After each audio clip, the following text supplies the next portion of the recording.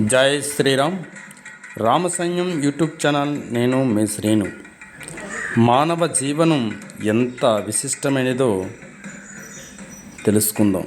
సృష్టిలోని 84 లక్షల జీవరాశులలో అన్ని విధాల శ్రేష్టమైన జన్మ మానవ జన్మ. ఎన్నో జన్మలలో పశువుగా, పక్షిగా, సీమగా, దోమగా ఎంతో పరితాపాన్ని అనుభవించి దుర్లభమైన నరజన్మం పొందుతున్నాడు ఈ జీవుడు. అందుకనే అంటారు పెద్దలు, జంతువునాం నరజన్మ దుర్లభం అని. నిజమే.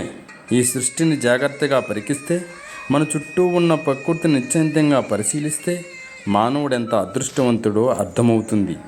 మంచి చెడులను ఆలోచించి వివేకంతో, సంస్కారంతో జీవితాన్ని చక్కదిద్దుకునే శక్తి ఇతర జీవుల కంటే మానవులో అధికంగా ఉన్నది. ఇదే మానవుని అసాధారణ లక్షణం. మానవుడు ఒంటరిగా జీవితాన్ని జీవించలేడు. తన భావాలను, తన అనుభవాలను, అనుభూతులను ఇతరులతో కలిసి పంచుకున్నప్పుడే అతని జీవనం తృప్తిగా, ఆనందంగా గడుస్తుంది. అలా ఎవరితోనూ కలవక, అంటకుండా ముట్టకుండా జీవితం గడపడం చాలా దుర్భరం. తాను సంతోషంగా జీవిస్తూ, శాంతిని అనుభవిస్తూ, ఆ సంతోషాన్ని, శాంతిని తన చుట్టూ ఉన్న వాళ్ళకు కూడా పంచిపెడుతూ జీవించినప్పుడే మానవ జీవితానికి అర్థం, పరమార్థం ఏర్పడుతుంది. బాల్యములో సహచరులతో సహజీవనం సంభవిస్తుంది. యవ్వనములో జీవిత భాగస్వామి అయిన సహధర్మచారినితో ప్రారంభమవుతుంది. వార్ధక్యంలో భార్య, పిల్లలు, మిత్రులు, తోటి సాధకులతో గడుస్తుంది.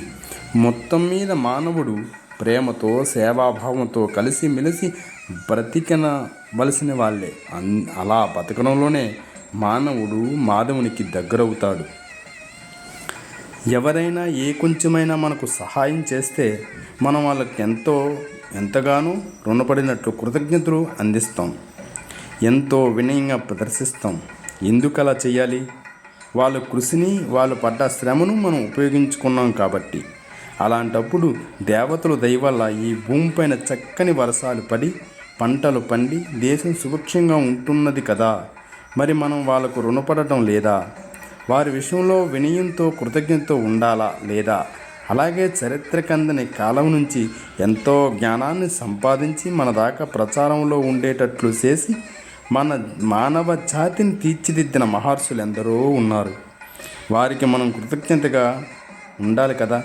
ప్రతివాడు నేను అనుకోవడానికి ఆశ్రయమైన ఈ శరీరాన్నిచ్చి, పెంచి పెద్ద చేసి విద్యాబుద్ధులు చెప్పించి, మంచి సంస్కారాలు, విలువలు నేర్పిన ఉత్తమ పౌరుడిగా తీర్చిదిద్దిన తల్లిదండ్రులు, వారి తాత ముత్తాతలు, తరతరాలు ఎందరో పితృదేవతలు ఉన్నారు. వారికి నిజంగా మనం రుణపడలేదా? తప్పక రుణపడ్డాం. కనుక మానవుడు సహజీవనంతో బతికేవాడు, నలుగురు కోసం బతికేవాడు, నలుగురిని కలుపుకొని బతికేవాడు. కావున తప్పనిసరిగా అందరం కలిసి ఉండే ఆలోచన గొప్పది.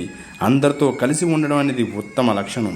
ఆచ్ఛాదకమైన విషయాలే ఇటువంటి సమస్యకి పరిష్కారాలు. కావున ప్రతి ఒక్కరూ గుడిని, బడిని, అమ్మ ఒడిని మర్చిపోకుండా ఆచ్ఛాదకమైన విషయంలో ఉండవలసిందిగా మనవి చేస్తున్నాం. జై శ్రీరామ్.